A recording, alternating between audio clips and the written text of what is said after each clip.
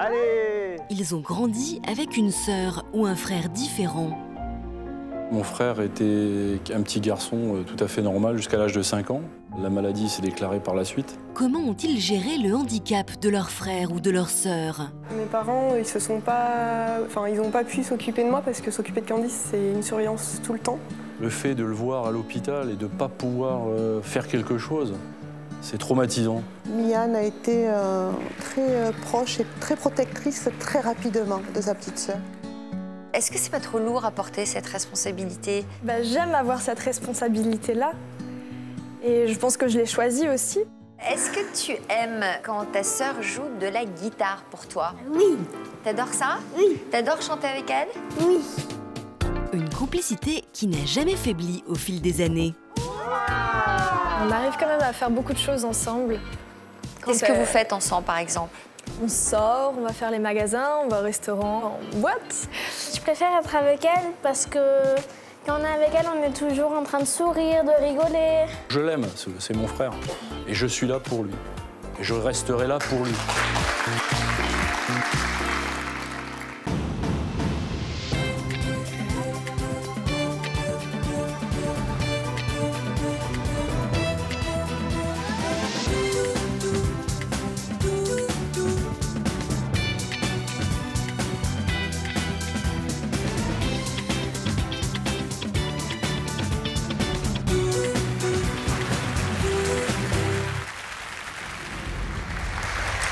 Bonjour à tous, merci de nous rejoindre pour ce nouveau numéro de Toute une histoire. Je suis avec Magali qui a tenu à être avec nous aujourd'hui.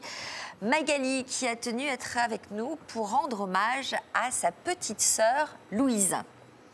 Hein Magali? Ouais. C'est ça? Merci d'être venue nous voir sur ce plateau. Oui. Vous venez d'où Magali? De quelle ville? À Bordeaux. De Bordeaux. Que représente votre sœur à vos yeux? Ma soeur, elle est belle, elle est douce, et parce que je l'aime encore. Pourquoi c'était important pour vous d'être là aujourd'hui? Et je venais ici Oui. pour parler de moi et puis ma soeur. De votre rapport à toutes les deux? Oui, Parce que c'est un joli rapport que vous aviez envie de nous faire partager. voilà, c'est ça. Alors, on va tout de suite faire la connaissance de votre sœur, qui s'appelle comment, votre sœur? Louise. Louise, et de tous les invités.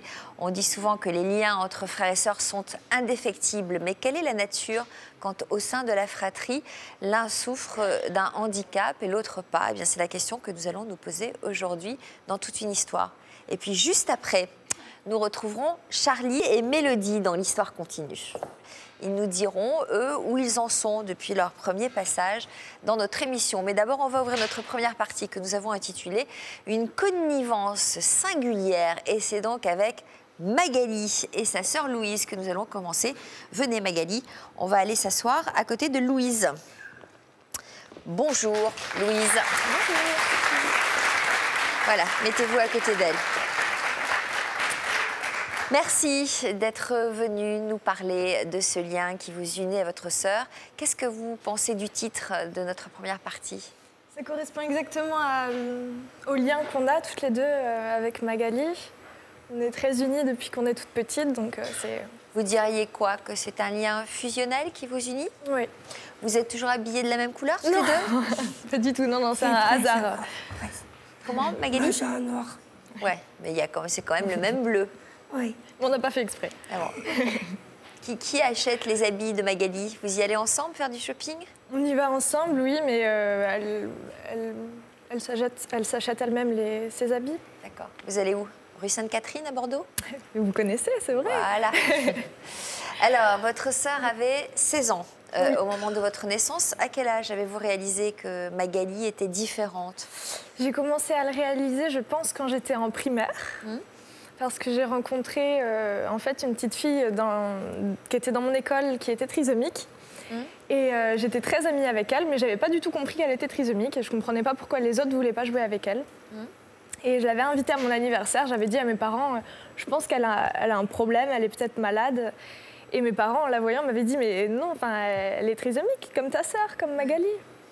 Et donc voilà, à partir de là... Et vous n'aviez pas du tout réalisé ou pris conscience que votre sœur En fait, quand je suis arrivée, on est 5 enfants. Donc quand je suis arrivée, mes sœurs se comportent... Enfin, Magali était déjà là. Mes parents avaient déjà accepté Magali. Tout était déjà accepté. Donc je suis arrivée et tout était déjà en place. Donc je me Et alors là, elle donne le biberon à qui, Magali, sur cette photo?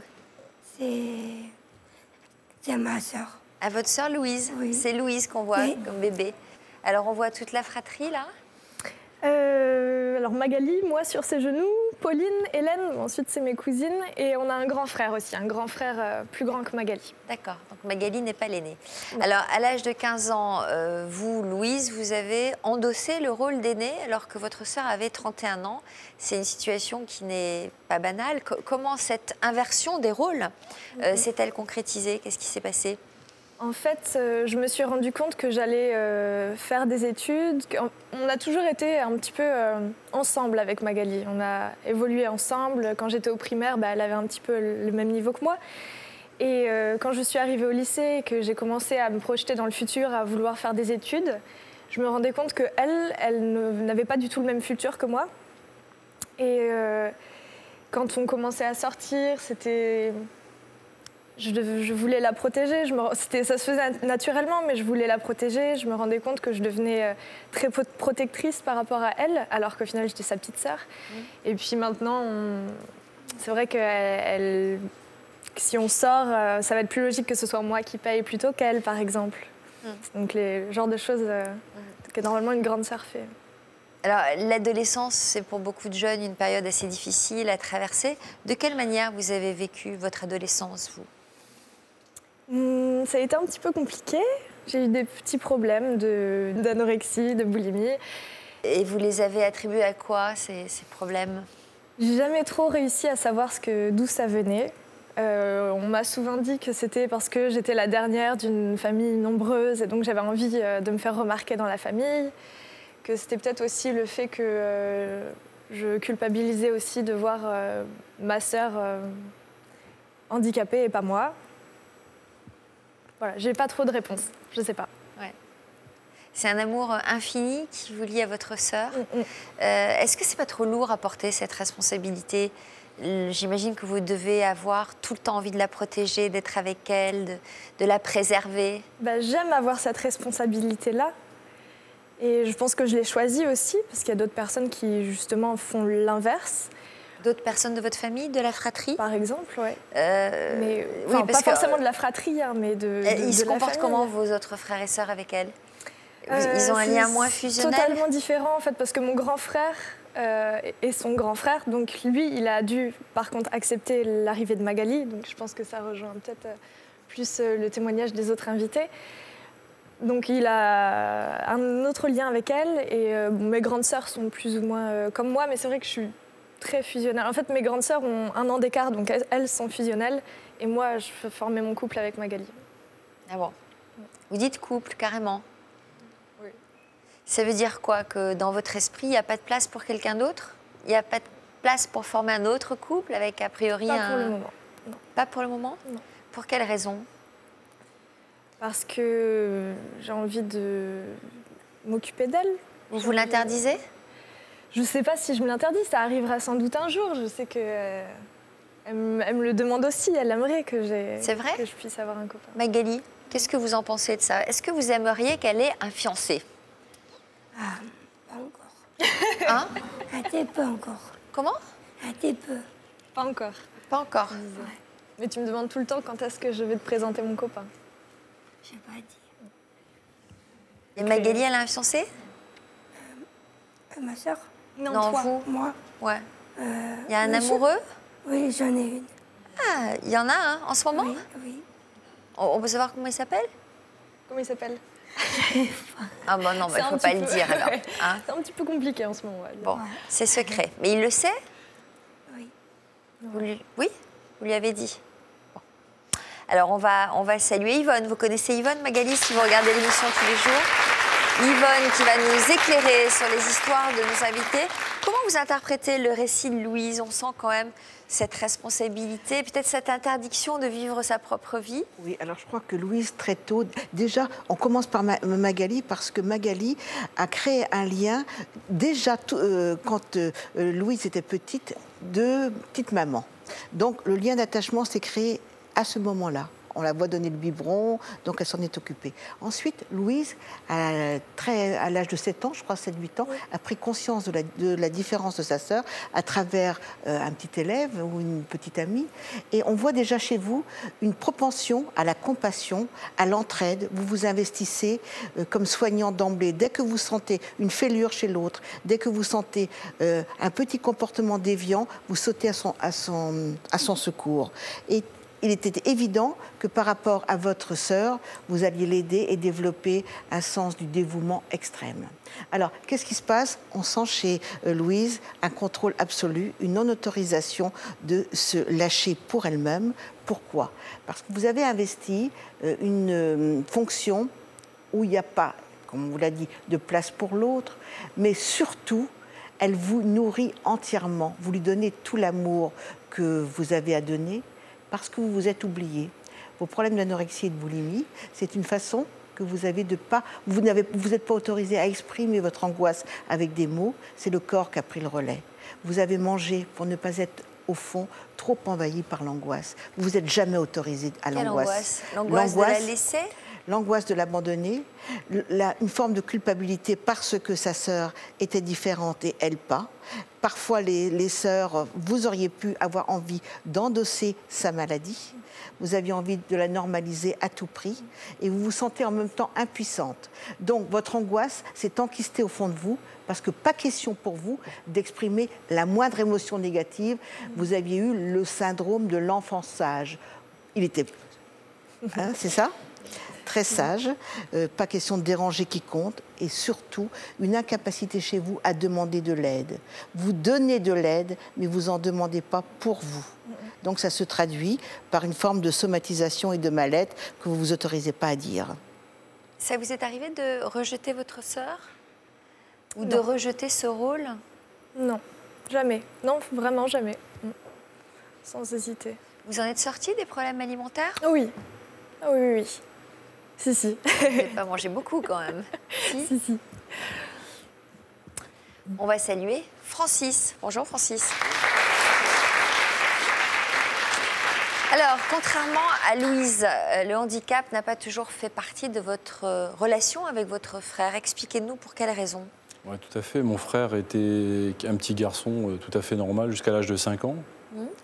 La maladie s'est déclarée par la suite. Qu'est-ce qui s'est passé à l'âge de 5 ans? À l'âge de 5 ans, donc, il a eu le BCG, le fameux vaccin du BCG, qui lui a donné pas mal de problèmes au niveau santé.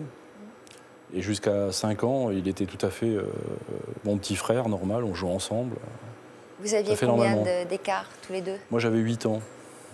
8, alors, qu'est-ce que ça lui a donné, ce vaccin? J'avais jamais entendu. Le problème du vaccin du BCG, ça a commencé par des troubles de l'équilibre. Des troubles alimentaires, il mangeait plus normalement, il marchait plus normalement, il pouvait plus faire de vélo. Et alors on a posé un diagnostic? C'est-à-dire que mes parents ont vu le médecin traitant dès les premiers symptômes, et du médecin traitant envoyé sur l'hôpital de Reims, et puis là, diagnostic bien précis, à l'époque trépanation, pour savoir qu'est-ce qui se passait exactement. Et c'est là où tout à fait. Et là, ils se sont rendus compte qu'il y avait une attaque cérébelleuse à l'époque. Mais malheureusement, ça n'a pas été prouvé que c'était le BCG à l'époque. Ouais.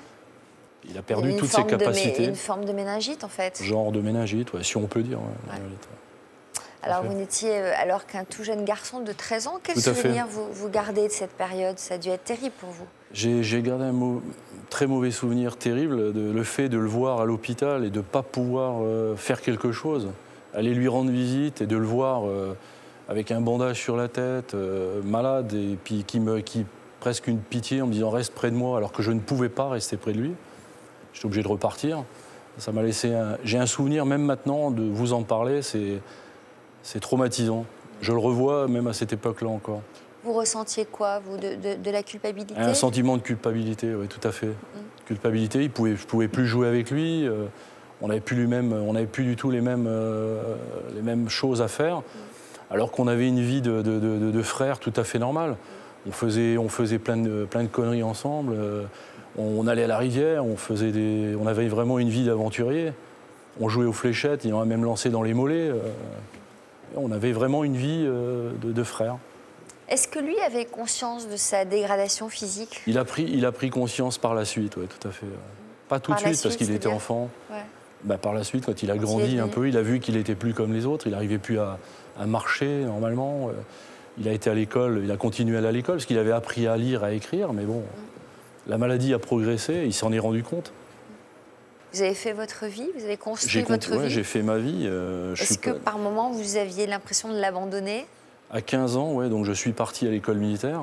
Et là, j'ai eu ce sentiment d'abandon. Je me pose encore les questions, même maintenant.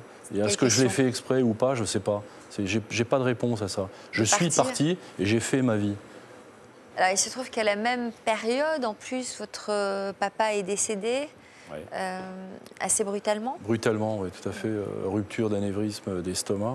Donc ça nous a laissé vraiment seuls face à tous ces problèmes, hein, qui n'a pas été évident à gérer, ni pour ma mère, ni pour moi, puisque à l'époque, ça n'a pas été évident. Est-ce que vous vous êtes senti encore plus investi d'une responsabilité à ce moment-là? Je me suis senti plus investi. Ouais. C'est là où j'ai pris conscience que il fallait que je reste quand même soudé auprès de ma mère, à mes grands-parents et à mon frère. Mais je ne pouvais pas donner plus que ce que je pouvais. J'étais quand même un jeune adolescent, si on peut dire, à l'époque. Ce qui n'était pas facile non plus.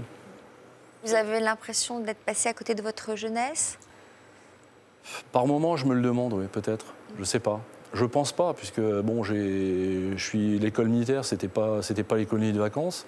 Mais passer à côté de ma jeunesse, je pense que j'aurais peut-être pu apporter un peu plus à mon frère. Ça, je ne sais pas. Maintenant, c'est l'inverse. J'ai fait ce qu'il fallait.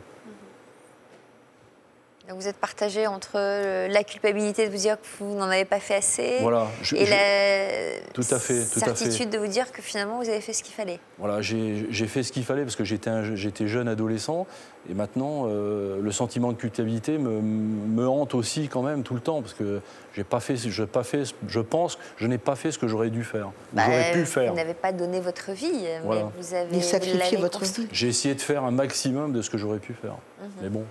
Qu'est-ce qu'il aurait pu faire de plus, Yvonne? Rien. Je crois que quand on a un frère ou une sœur handicapée, l'important c'est aussi de faire sa vie, parce que sinon c'est lui qui porte la culpabilité de votre sacrifice. N'est-ce pas, Louise? N'est-ce pas, Louise? N'est-ce pas? Alors, Marie-Astrid, bonjour. Vous êtes aujourd'hui parmi nous à la demande de votre fille aînée. Elles ont quel âge, vos filles, aujourd'hui? Miane a 9 ans oui. et Mélissande 6 ans. Oui. Elles ont un peu moins de 3 ans d'écart. D'accord. Donc Mélissande est née le 6 juin 2007. L'accouchement s'est très bien déroulé. Tous ses réflexes étaient parfaits. À quel moment avez-vous remarqué que quelque chose n'allait pas? Donc, moi-même, je n'ai rien remarqué. Puisque, elle avait un petit peu les yeux bridés, mais la grand-mère du côté paternel étant chinoise, voilà, on avait mis... le fait qu'elle ait les yeux bridés sur le compte de la grand-mère paternelle. Oui. Et c'est une puéricultrice qui, 36 heures après la naissance, parce que j'ai accouché par césarienne en fait, donc lui donnait le bain et en l'apportant, s'est rendu compte en fait que la colonne vertébrale se mettait en forme de cloche en fait. Il y avait l'hypotonie donc de déceler par la puéricultrice qui a alerté le médecin pédiatre du service. Et donc, suspicion de trisomie 21. Bon, alors j'imagine que les pédiatres vous ont fait part de leurs doutes, de la nécessité de faire un cariotype. Tout à fait. Comment avez-vous réagi quand on vous l'a annoncé? L'apocalypse. Je ne comprenais pas ce qui m'arrivait puisque pendant tout le déroulement de ma grossesse, en fait, on m'avait dit que tout allait bien, tout était parfait. Qu'il n'y avait aucun risque, rien n'avait été décelé, même au moment de la mesure de la clarté nucale, Le technicien, justement, m'avait dit 1,4 nuque parfaite. Je lui ai même dit, c'est pour la trisomie, il m'avait dit entre autres. Et je lui avais dit, vous savez, surtout, vous ne trompez pas, parce que s'il y a le moindre souci, on ne garde pas le bébé. Il a remesuré, il m'a dit 1,4 nuque parfaite. On commence à s'inquiéter à 2,5. Donc voilà, et puis tout le déroulement de ma grossesse, tout était parfait. Donc à ce moment-là, votre fille et votre mari sont arrivés à la maternité. C'est vous qui leur avez annoncé la nouvelle? C'est moi qui leur ai annoncé. Comment a-t-il réagi, lui? Donc sur le moment, bien sûr, il a accusé voilà, le coup, mais il a relativement bien réagi.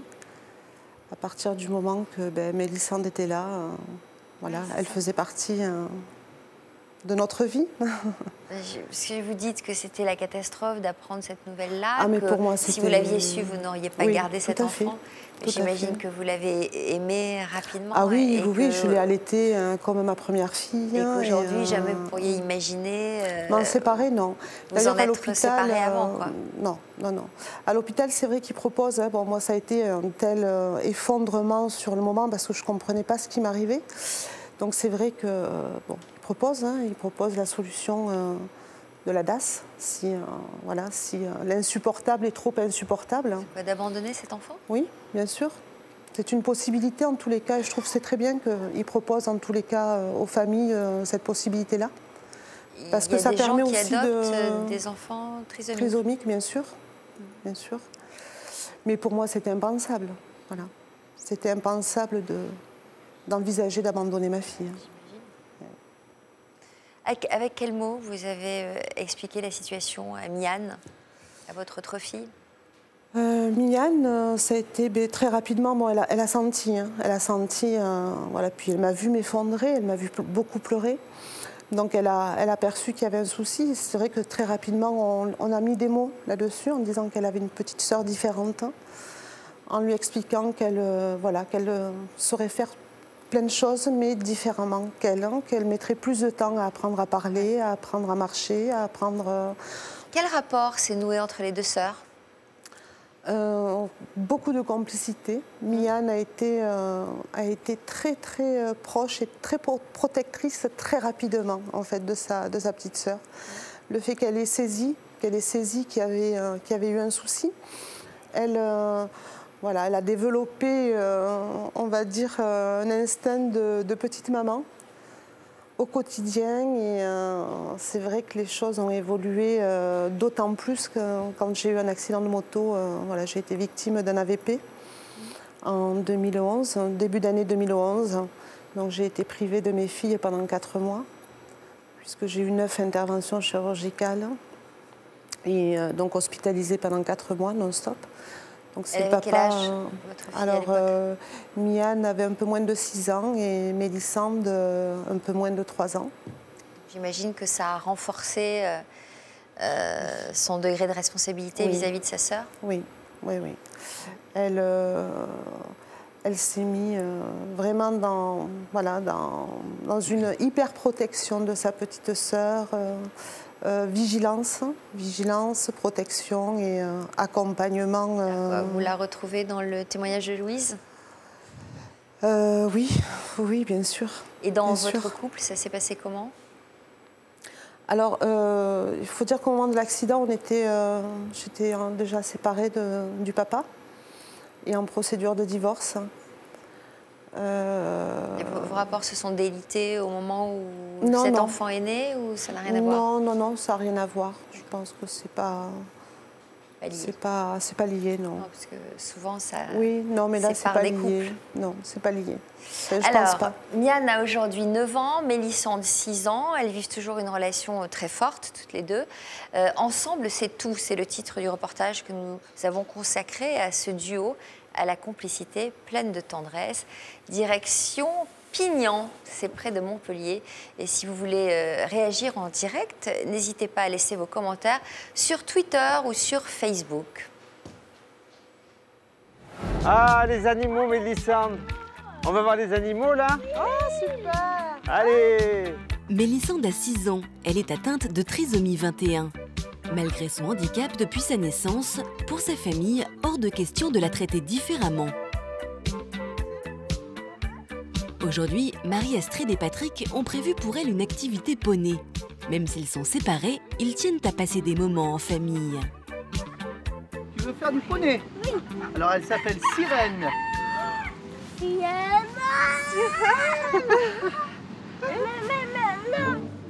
Mais finalement, l'idée de monter sur cet animal n'est pas vraiment au goût de Mélissande. Pourtant, pas de traitement de faveur, sa mère et sa sœur tiennent à ce qu'elle surmonte sa peur. Faire plaisir à maman. Voilà. Regarde. Voilà.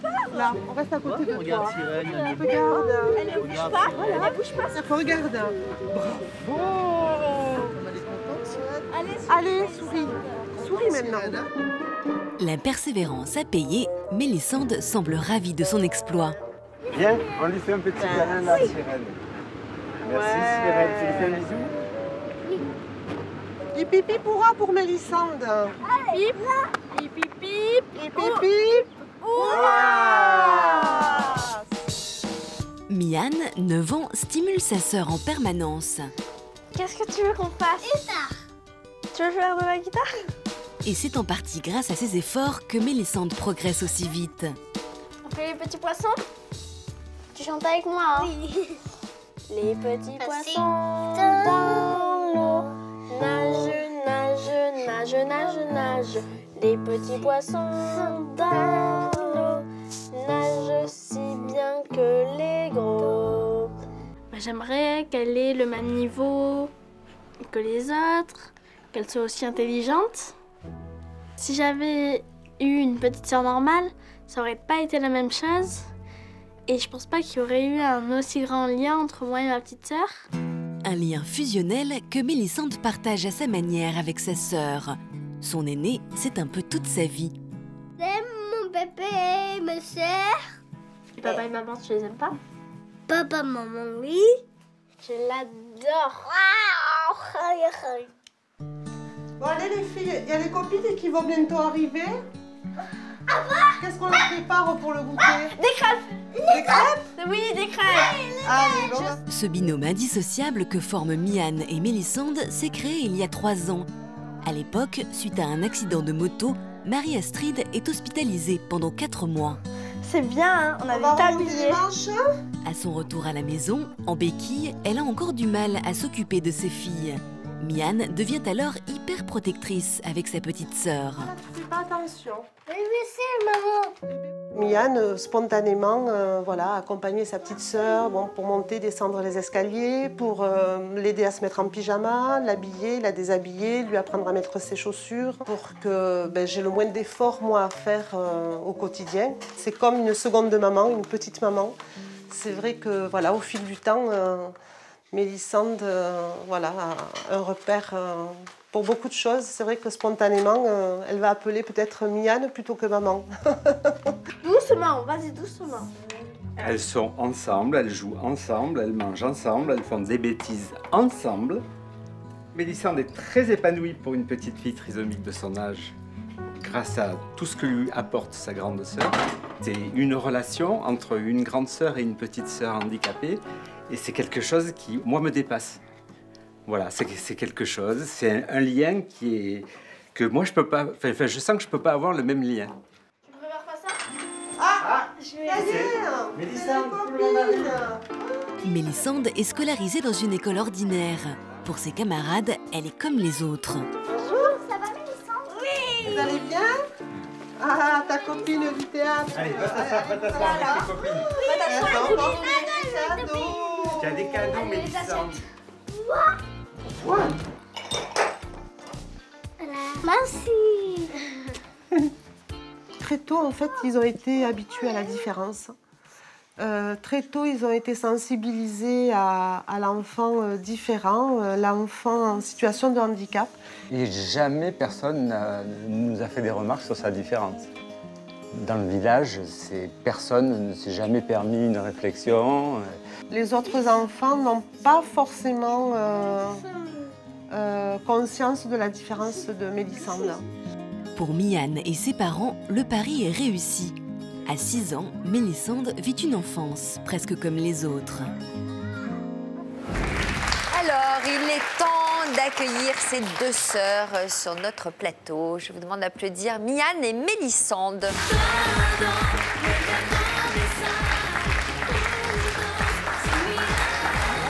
Bonjour. Bonjour. Bonjour, mesdemoiselles. Poussez à la main. Bonjour. Allez vous asseoir, mesdemoiselles. Il paraît que vous aimez bien cette musique, toutes les deux. Hein? C'est quoi cette musique? C'est une musique de Violetta. De Violetta, c'est une artiste qu'on aime bien. Ah, d'accord.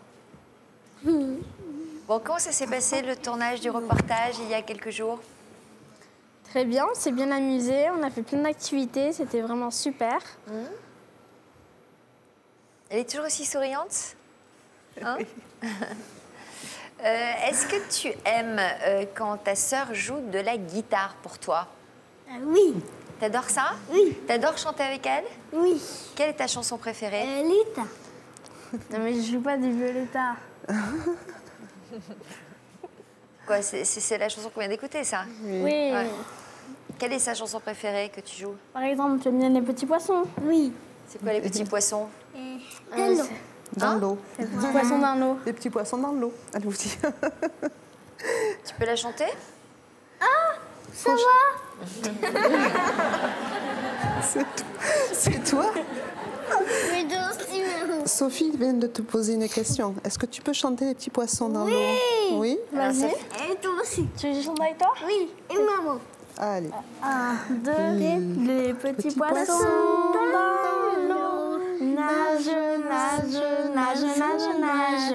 Les petits poissons dans l'eau nagent aussi bien que les gros. Oh.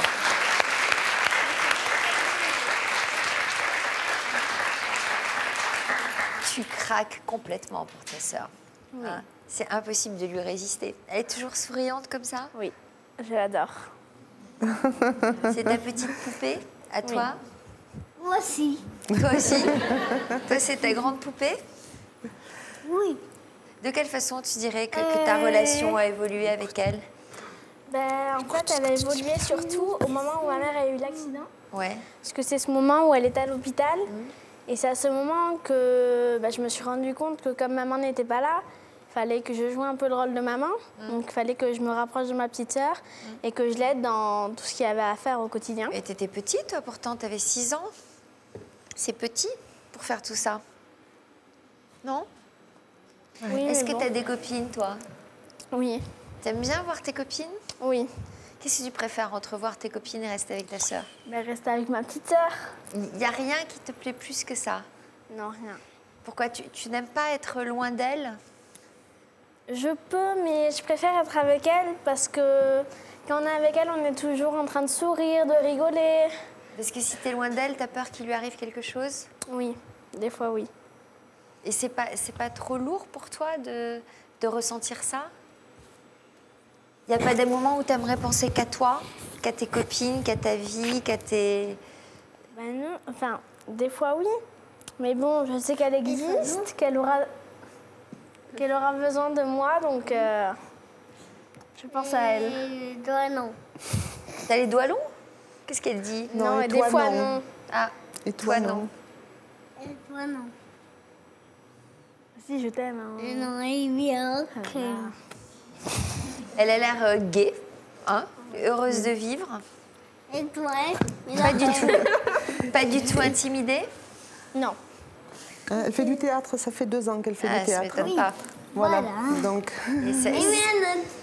Et qu'est-ce que tu fais au théâtre? Un maman. Une maman? Elle aime bien jouer à la maman avec ses poupées. Tu veux la faire, la maman, que tu fais au théâtre?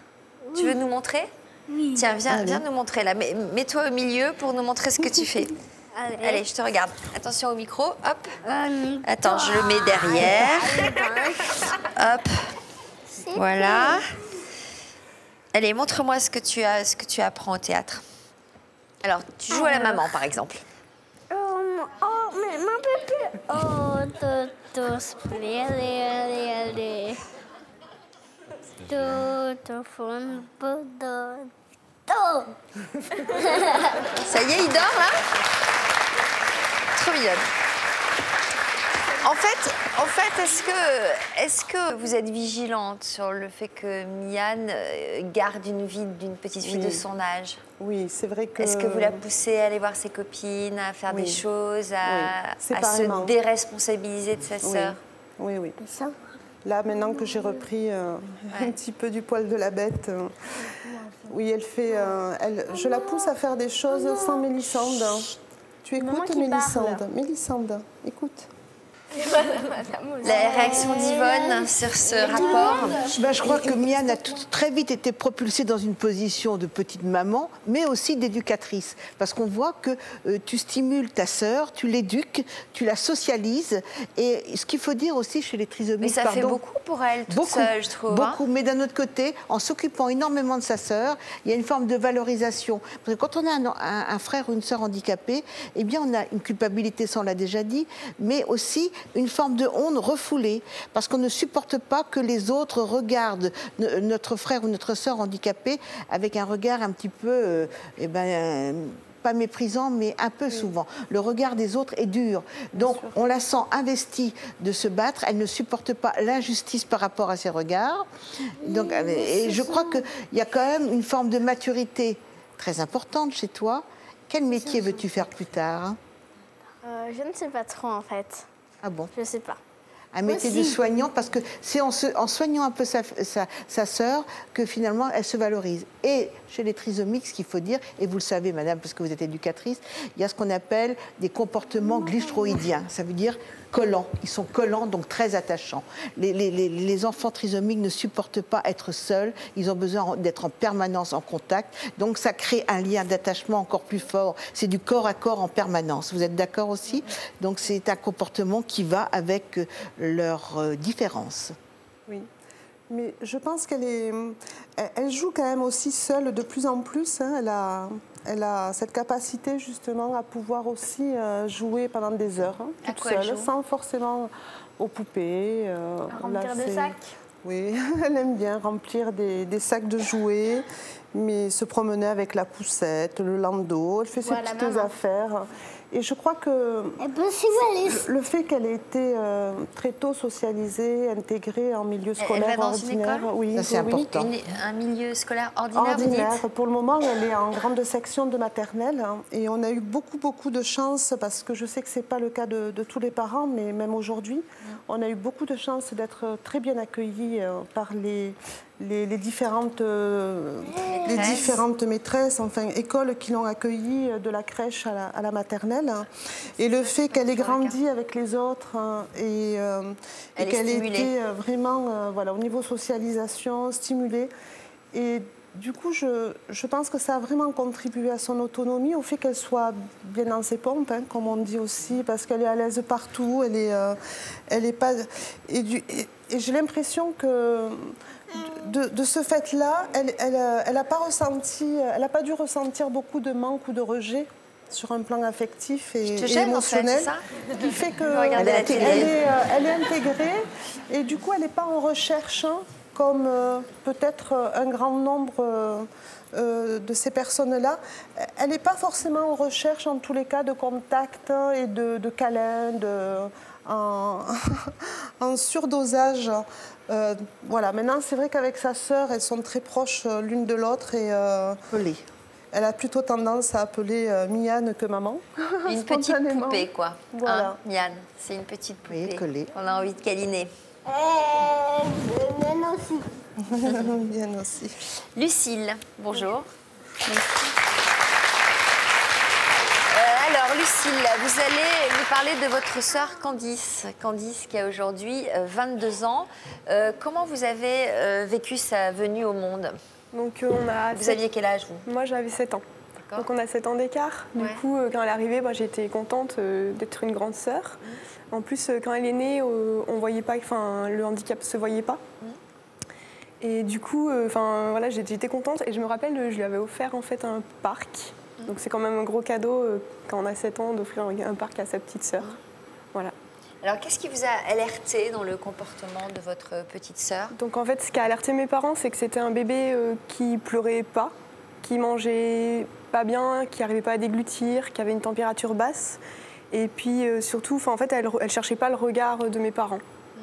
Donc ils sont allés voir plusieurs médecins qui n'ont pas vu. Et puis à 4 mois, en fait, le pédiatre de la crèche s'est rendu compte qu'il y avait quelque chose qui n'allait pas et leur a dit de refaire le test de Guthrie. C'est le test qui permet de voir en fait s'il y a un problème de thyroïde. Et le test et donc positif. voilà, le test a montré qu'elle avait une hypothyroïdie congénitale. Alors qu'est-ce que ça entraîne, cette pathologie? Ça entraîne en fait un retard de croissance et un retard intellectuel. Donc avec les médicaments qu'elle prend, donc depuis qu'on s'en est rendu compte, au niveau de la croissance, elle a rattrapé son retard. Parce qu'elle les a pris très tôt, les médicaments. Voilà, à 4 mois en fait. Et par contre, au niveau intellectuel, actuellement, elle est comme un enfant à peu près de 2 ans. Alors qu'elle a? Elle a 22 ans. Ah ouais. Voilà. Donc c'est vrai que moi je vois par rapport à ma fille, en fait, ma fille maintenant a 2 ans et demi, elle a dépassé ma petite sœur. Ouais. Voilà. Quel regard vous portez sur votre sœur? Est-ce que vous reconnaissez dans le comportement des grandes sœurs ici présentes, des grandes ou petites sœurs d'ailleurs ici présentes? Oui, quand j'étais très protectrice, je jouais beaucoup avec elle, je voulais l'aider à se développer.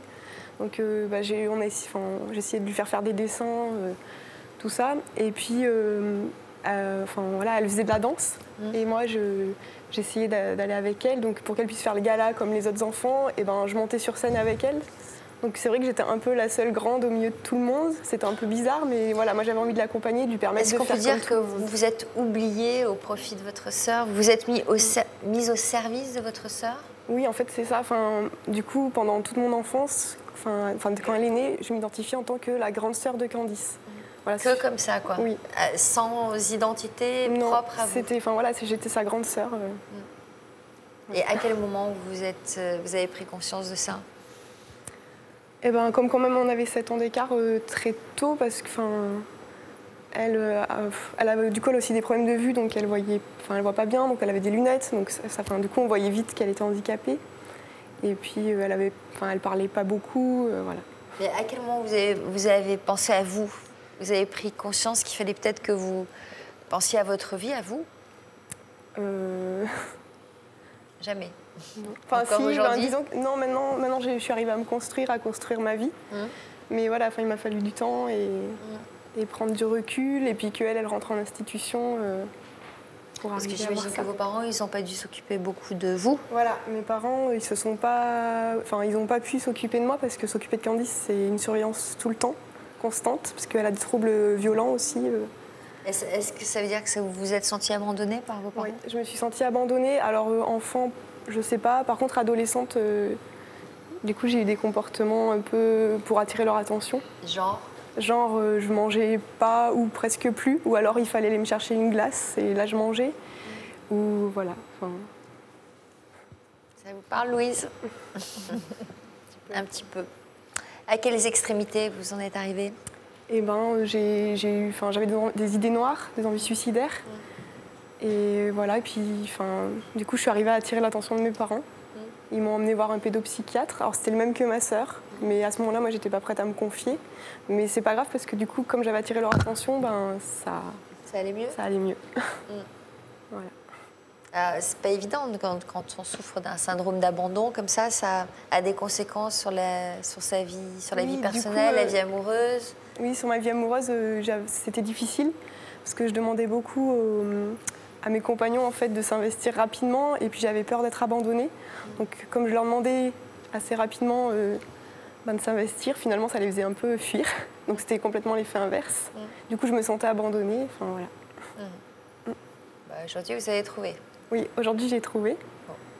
Alors, Yvonne. On change, c'est toute une grande dévotion, bien sûr, une grande tolérance et une difficulté à oser désirer, à oser vivre votre vie. Il y a une forme de pudeur, de timidité par l'expression de vous-même. Ça se sent.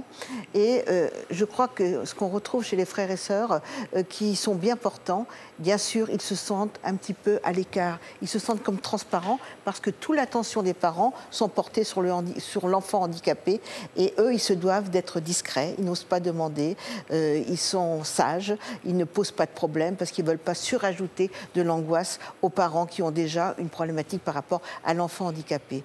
Donc c'est très très dur d'exprimer sa recherche d'identité et sa quête de reconnaissance. Vous n'osiez pas demander, donc vous avez été obligé de passer par la maladie pour avoir vous aussi un regard posé sur vous. Alors, nous découvrons la suite des témoignages pleins d'humanité de nos invités. Ce sera juste après ces quelques bandes annonces. À tout de suite. Vous aussi, vous pouvez témoigner sur notre plateau. À 20 ans, vous avez déjà un long passé amoureux et de nombreux ex. Vous avez connu votre première expérience amoureuse très jeune et depuis, vous enchaînez les partenaires. À seulement 20 ans, vous multipliez les conquêtes par manque de confiance en vous ou parce que vous avez vécu une épreuve difficile. Avec le recul, vous regrettez d'avoir été si frivole pendant votre jeunesse. Votre fille a la vingtaine et elle enchaîne les aventures, vous ne comprenez pas ce choix de vie. Pour venir témoigner sur notre plateau, contactez notre équipe au 0820 16 30 15 ou connectez-vous sur Internet. En 2012, Charlie était en rupture avec son père. Je ne parle pas du tout à mon père, on ne se dit même pas bonjour, même pas au revoir. Il me manque énormément. J'aimerais bien retrouver cette complicité qu'on avait avant. Depuis l'émission, le jeune homme a réussi à ouvrir le dialogue avec son père. J'ai quelque chose à te montrer. À quoi ressemble leur nouvelle vie aujourd'hui? La réponse tout à l'heure dans l'Histoire continue. Nous sommes de retour sur le plateau de Toute une histoire et c'est un sujet délicat qui nous réunit aujourd'hui, la différence au sein de la fratrie. On va ouvrir la deuxième partie de notre émission que nous avons intitulée « Des vies en parallèle ». Francis, votre mère s'est occupée de votre frère Philippe jusqu'à son décès en 2009, le décès de votre mère. Tout à fait. Oui. Peu avant son décès, vous lui aviez fait la promesse de prendre en charge votre frère. Quelle démarche avez-vous entreprise à ce moment-là? Dès le décès de ma mère, donc en 2009, j'ai entamé les démarches pour le tutorat, puisqu'il fallait que je devienne tuteur de mon frère pour m'en occuper. Et ensuite, j'ai été confronté au monde du handicap, le monde obscur du handicap au niveau des MDPH, des conseils généraux, pour pouvoir trouver une place à Strasbourg, parce que j'habite Strasbourg. Mon frère était à Reims, donc il a fallu que je m'en occupe pour trouver une place sur Strasbourg. Ça a été vraiment un combat de 2 ans. Une place dans un institut? Une place, il est maintenant placé en institut, dans une maison d'accueil spécialisée pour handicapés. Et donc il y passe la journée, il y reste dormir? Il est en internat, il y reste toute la journée, il a sa chambre, ils ont des pièces communes, il a des sorties, une nouvelle vie pour lui. Et vous allez le voir évidemment Alors j'y vais le plus souvent possible, c'est-à-dire au moins 2 à 3 fois par semaine. J'ai instauré le dimanche où je mange avec lui, je fais partie de l'équipe. Je reste avec lui jusqu'à 14 h. Il est content de vous voir arriver? Il est toujours content. Et maintenant, alors, étant donné qu'il a une nouvelle vie du fait qu'il a un fauteuil électrique, quelque chose qu'il n'avait pas avant, parce que chez moi, il n'y a pas la possibilité de se déplacer. Est-ce qu'il lui arrive d'évoquer devant vous son état, son avenir? Est-ce qu'il s'inquiète pour son avenir? Il s'inquiète pour son avenir, et oui, de temps en temps, il me pose la question. Mais bon, maintenant, il se sent un peu plus rassuré quand même par rapport à l'environnement où il est, parce que tous les gens s'occupent bien de lui. Il est vraiment dans l'institut. Donc ça veut dire qu'il est extrêmement lucide par rapport à cette situation? Il est lucide, tout à fait lucide. Ouais. Il me raconte tout ce qui se passe dans la masse. On a des discussions. Il a une culture cinématographique, musicale énorme, puisque bon, il fait beaucoup de choses comme ça. En dehors des sorties qu'il fait à côté, la balnéothérapie, il fait plein de choses. On entend dans vos propos que vous avez dû mener de vrais combats pour lui assurer une vie digne, c'est ça, digne d'un être humain respectable et citoyen. Le combat était très difficile pendant 2 ans. J'ai été confronté à des situations inadmissibles. C'est pour ça que vous souhaitiez témoigner aujourd'hui? Tout à fait. C'est pour ça que je souhaitais témoigner, faire comprendre au pouvoir public qu'il faut qu'ils fassent un peu plus d'efforts pour comprendre les aidants, comme nous, par rapport aux handicapés.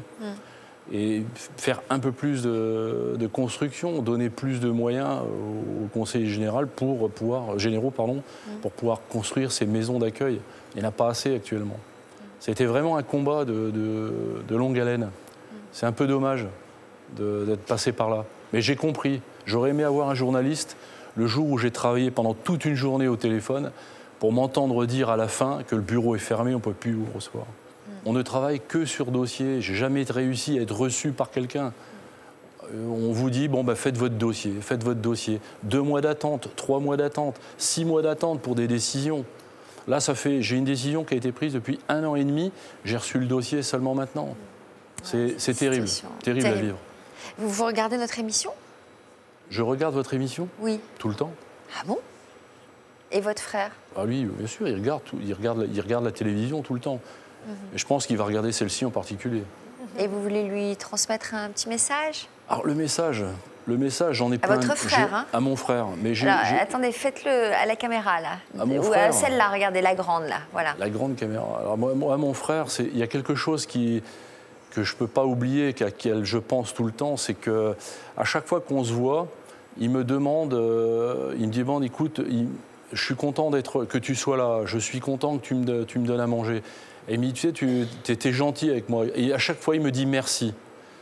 Et je lui dis, écoute, tu sais, Philippe, je veux pas de ton merci. Tout ce que j'espère, c'est que si j'étais à ta place, tu ferais la même chose que moi. Donc je l'aime, c'est mon frère. Et je suis là pour lui. Et je resterai là pour lui.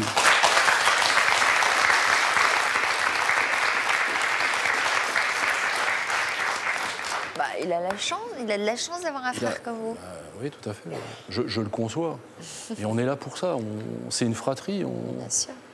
Et plein de choses ont pu se faire grâce à mon épouse Danuta qui m'a toujours soutenu, qui m'a aidé par rapport à cette année 2009 où il a fallu que je vive tous ces problèmes. Et maintenant, on est vraiment soudés. Il a une vie, je pense, qu'il a méritée. Louise, vous nous disiez un peu plus tôt dans l'émission qu'à l'adolescence, votre sœur Magali vous accompagnait partout, malgré vos 16 ans d'écart. Aujourd'hui, c'est un peu différent puisque vous vivez Paris, elle habite Bordeaux. Donc vous voyez moins souvent? Moins souvent, mais on arrive quand même à faire beaucoup de choses ensemble. Qu'est-ce que vous faites ensemble, par exemple? On sort, on va faire les magasins, on va au restaurant, on va se promener, on va...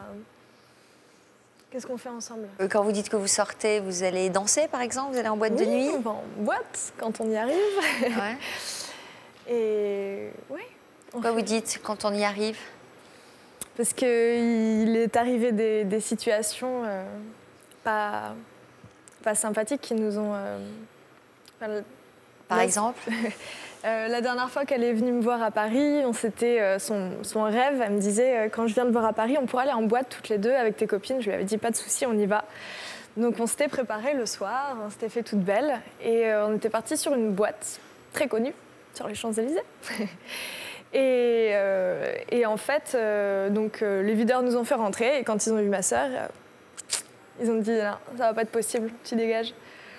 Donc mes amis ont pris Magali et l'ont mis un petit peu à l'écart parce que moi je voulais régler l'histoire. Enfin, en fait, plus je grandis, plus je développe une Est-ce que légalement protection. ils ont le droit de faire ça? Ah mais oui, parce qu'ils ont trouvé. Voilà, justement, je leur ai demandé, je leur ai dit c'est quoi le problème? Parce qu'elle s'est fait belle, elle s'est bien habillée, ses chaussures sont propres. Tout va bien, quoi. C'est que vous avez un problème avec la différence, vous avez peur du handicap.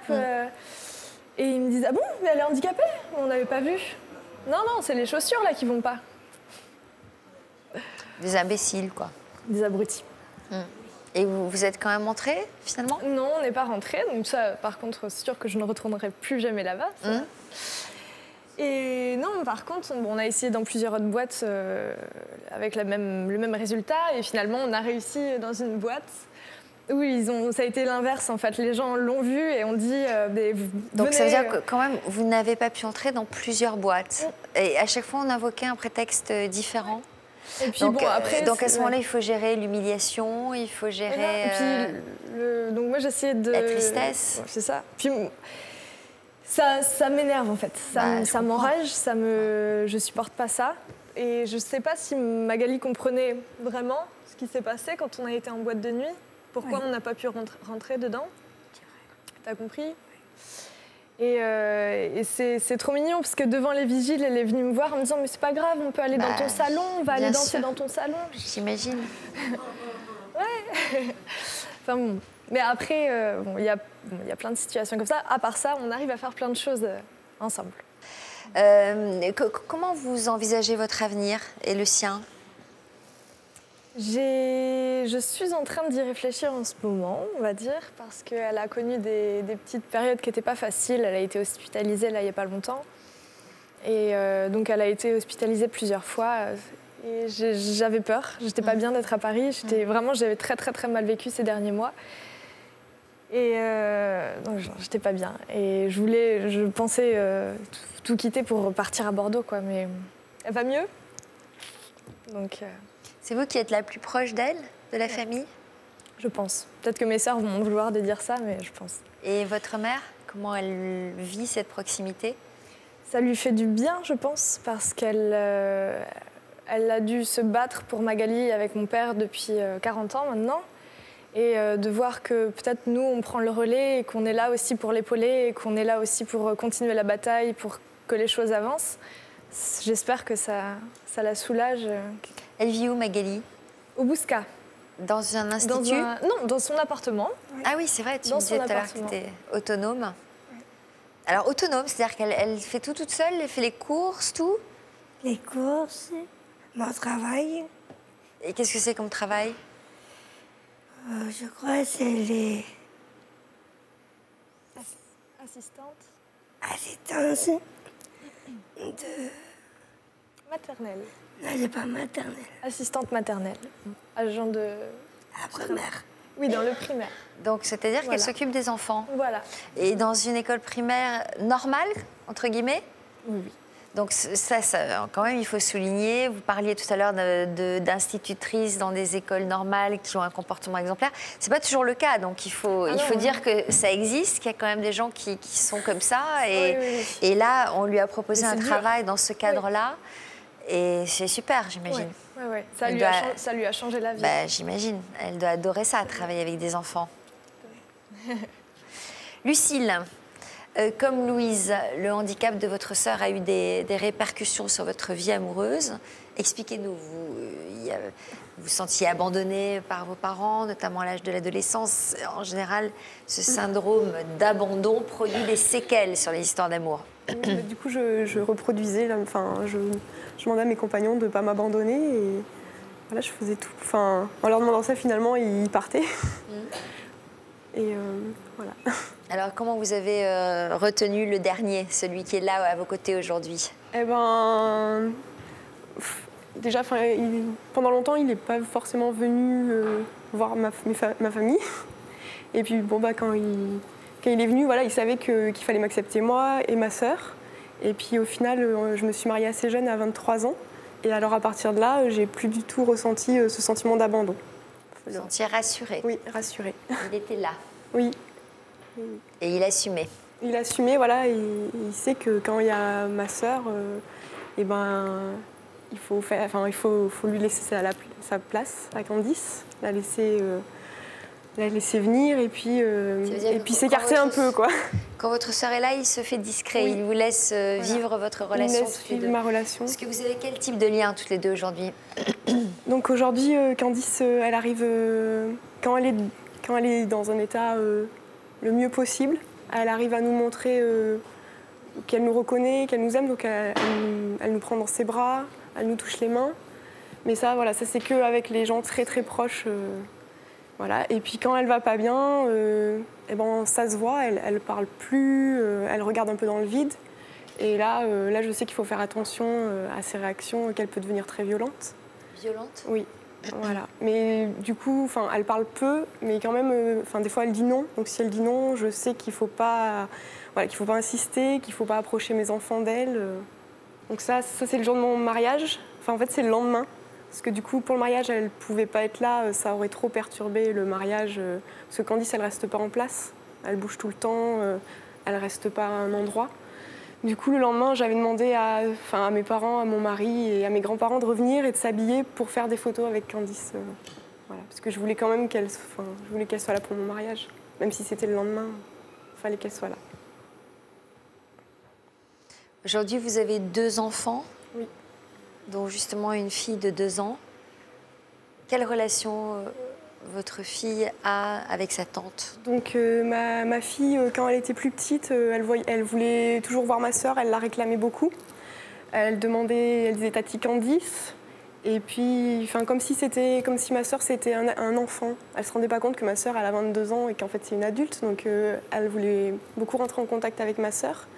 Et puis maintenant, elle commence quand même à s'en méfier et elle fait attention et elle commence à en avoir peur. Un petit peu, voilà, elle vient moins la voir. Et voilà, il faut faire attention parce que ma sœur peut être violente. Comment vous voyez votre avenir à toutes les 2? Donc Candice, elle ne sait pas lire, pas écrire, elle ne saura jamais faire tout ça. Donc son avenir, c'est dans une institution, actuellement elle est dans un FAM, foyer d'accueil médicalisé. Donc c'est un FAM qui est géré par l'ADAPI, c'est une association de parents d'enfants handicapés, déficients intellectuels. Et elle sort un week-end sur 2 en fait. Donc l'avenir, voilà, tous les week-ends elle a sa place chez moi. Elle a les clés de mon appartement, mes parents ont les clés de mon appartement pour qu'elle puisse venir quand elle veut. Et eux pour que ça leur fasse un point de chute, parce qu'elle a besoin de points de chute. Parce qu'en fait, mon père roule tout le temps en voiture avec elle et il a besoin de lui dire ce qu'on va faire. En fait, elle veut toujours savoir, elle dit on va où, donc il faut lui dire on va voir ta sœur. Sauf qu'elle arrive et ça dure 2 minutes et elle repart en fait. Donc pour tout simplifier, j'ai laissé les clés. Et puis voilà, si un jour il n'y a plus mes parents, moi j'irai la voir à son institution où je la prendrai un après-midi. Mais voilà, par contre pas une nuit parce qu'elle ne dort pas du tout. Donc c'est une nuit blanche. Donc chez mes parents, elle a même plus. Au début, mes parents ils libéraient son lit pour qu'elle ait son lit quand elle rentre. Et puis finalement, comme elle ne rentre pas, ma maman elle fait même plus son lit parce qu'on sait qu'elle ne dort pas en fait pour l'instant. Comment elle fait pour tenir le coup? On ne sait pas. On se demande un peu comment elle fait. Donc à son centre, a priori, elle dort un petit peu, mais pas beaucoup. Et quand elle est chez mes parents, comme c'est qu'un week-end sur 2, elle ne dort pas. Alors est-ce que c'est pour en profiter? Est-ce que... On ne sait pas, mais... Voilà. Yvonne? C'est difficile de donner un élément sur le comportement de votre sœur, mais je crois que l'hypothèse que vous venez d'évoquer, qu'elle veut en profiter, je pense que c'est une bonne hypothèse. Néanmoins, ce qu'on entend chez vous, en étant comme une sœur aidante par rapport à votre sœur, c'est que vous avez développé une grande tolérance, ensuite un sens du dévouement très très important, une grande sensibilité. Qu'est-ce que vous faites comme métier? Voilà. Je travaille dans une MDPH parce qu'en fait j'ai toujours voulu travailler dans le handicap. Voilà. Alors au début je voulais être institutrice spécialisée et puis j'ai pas pu. Soigner pour vous soigner. Voilà. Et voilà. Aussi une forme d'entend aussi chez Louise, après cette surprotection, un désir ardent et farouche de lutter contre l'injustice par rapport au handicap. Ça, on sent chez vous, les associations, un désir de se mettre au combat, de réagir pour encore sauver et autonomiser les frères et sœurs qui n'ont pas eu la chance d'être sains. Et quelquefois, moi, ça m'énerve moi-même d'être autant enragée. Mes amis me disent « mais calme-toi, Louise ». C'est bon, mais je supporte pas ça. C'est ce que je vous ai dit aussi tout à l'heure par rapport à votre boulimie et votre anorexie. Bien souvent, l'agressivité est rentrée et refoulée, est enquistée. Et on se sert de n'importe quoi à l'extérieur pour l'exprimer. Et peut-être le sens de l'injustice, ça permet d'évacuer la souffrance quand même que vous avez eue. Parce que tout paraît lisse, mais ça bouillonne. Alors, on va donner le mot de la fin peut-être à Mian, qui a un message à transmettre à sa sœur.